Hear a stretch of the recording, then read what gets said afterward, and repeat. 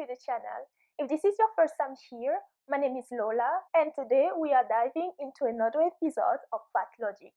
The way this works is that I select a few posts from obese people seemingly belonging to fat acceptance and health at every size movement, and I react to them. If you want more content from this channel, then consider subbing and smash that notification bell to be sure not to miss anything. Alright, let's beast it. If you have to engage in extreme or disordered behaviors to maintain your weight, then it's probably not a healthy weight for your body. This is such a great analogy to help understand how our bodies try to maintain our set point weight. So, did you guys know that your weight is largely determined by genetics? We have a genetics blueprint called our set point weight, essentially the weight we maintain fairly effortlessly without engaging in extreme or disordered behaviors. Imagine being in a swimming pool with one of those floaty pool balls. If you leave it be, it just chills on the top of the water, right? But when you try and push it down, what happens? It wants to shoot back up to the surface. This is essentially what happens when you try and suppress your weight through restricting energies, calories, and over-exercising. Your body will claw its way back to your set point weight, the surface of the water, by dialing down metabolism and getting more efficient with less fuel. This can actually drive your set point weight up, part of why long-term weight loss is so difficult to maintain without engaging in disordered behaviors. Intuitive eating is a tool for helping us stop pushing down on the ball and letting our weight regulate itself without us micromanaging, manipulating, or trying to control everything. Hashtag set point weight, hashtag intuitive eating, hashtag HAES, hashtag anti-diet, hashtag non-diet approach. What was that? First of all, please, which definitions of extreme or disordered behaviors are we using in this context? Because fat acceptance and health at every size tend to use broad definitions based on which one fits their agenda.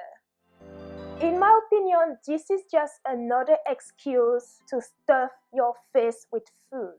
Another coward move because you don't want to do the work that it takes to be healthier. I get it. Change is scary, but it is necessary. Everything fat acceptance and health at every size touch, they ruin. Now they're trying to ruin intuitive eating. Sweetie, I covered intuitive eating and why I think that it's not for the obese with poor relationship with food in this video right here. Plus, using genetics as an excuse for your obesity is getting really old. No one is born obese. Obese is something that you become. If maintaining your healthy weight interferes with your life, it's not actually a healthy weight. No. If maintaining your healthy weight interferes with your life, then you are probably doing something wrong. When I got down to that magic number my doctor told me I should weigh based on the BMI, which, by the way, is incredibly flawed and outdated for your interest, I found two things. One, I still had body image issues and didn't like myself or my body. And two, it was a full-time job to maintain that weight. If you don't love yourself, no matter what weight or stage you are at, then it doesn't matter what weight you are, whether high or low, you will not love yourself. Your admission to suffering from body image issues tells me that you should have seen a professional for that before attempting weight loss. Vigilant tracking of my calories and macros. Vigilant tracking of how many calories I burned a day. Eating low carb, low calorie versions of food I like. Never missing a workout. Frequently missing out on social situations because of the food that will be there. Weighing myself multiple times a day. Measuring myself every day. Testing my body fat regularly. Extreme anxiety to the point of panic attacks if I had to eat something I didn't know the calories or macros of. Bringing my own food with me places. Doing exercise I didn't like because it burned the most calories. Only eating out on Saturday nights because Saturday mornings were my weigh-ins. Sleeping all the time because I was so exhausted. Only eating at restaurants that showed calories or macros. Constantly thinking about my body and appearance, leaving little room for other interests. You just proved my point. You did it the wrong way. I'm not a physician, nor do I pretend to be one. But in my opinion, you sound like you were obsessed with an image that you thought was ideal or perfect. And you obsessed about reaching that perfection. It is not advised to weigh yourself multiple times in a day. Why? Because in a single day, your weight is going to fluctuate so many times from the moment you wake up to the moment you go to bed for the next day. What you eat and when, what you drink, how much you sweat, and so on. All that influence your weight every day. Basically, my health was being sacrificed for my healthy weight. I'm forever grateful I learned another way. I let go of the scale and that number. I let go of trying to please everyone with my body. I let go of dieting and food rules and exercise rules. I worked with non-diet professionals and came home to my body. I let my body settle into its natural weight range instead of forcing it to be smaller, and I've never been more at peace or happier. Again, you were not pleased with who you were to begin with, and apparently did all that work for others but yourself.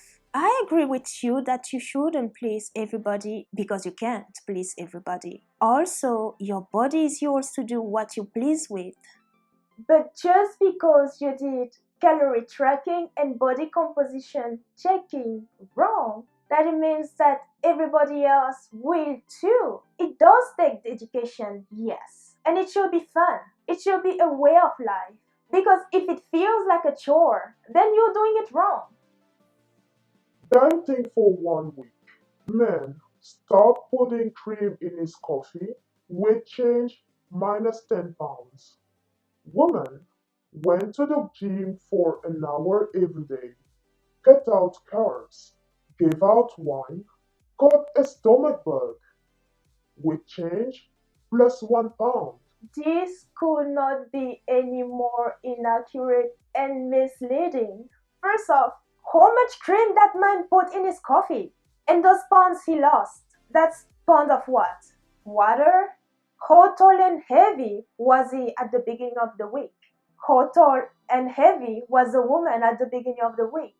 You see what I'm trying to say? She gained 1 pound. 1 pound of what? This is misleading in so many levels. Yes, a man and a woman with the same height, same weight, going through the same exercise and diet regimens are going to yield different results. The man will naturally burn fat faster than his female counterpart. And that's because, first of all, men and women don't carry the same amount of fat. Plus, the hormones that both men and women have differ in amount. This post has no information whatsoever, but lots of nonsense in an effort to make a baseless point. May I make a suggestion? Let's stop calling it a binge. I see so many disheartened members posting, "Oh, I binged so bad last night," or something similar, and they beat themselves up, and the whole post is super negative.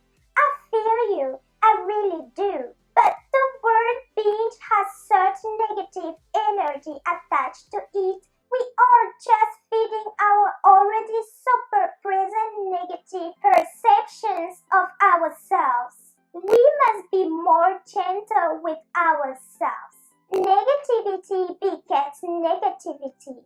Instead, I like to say, "I indulged last night," or "I had a free night last night."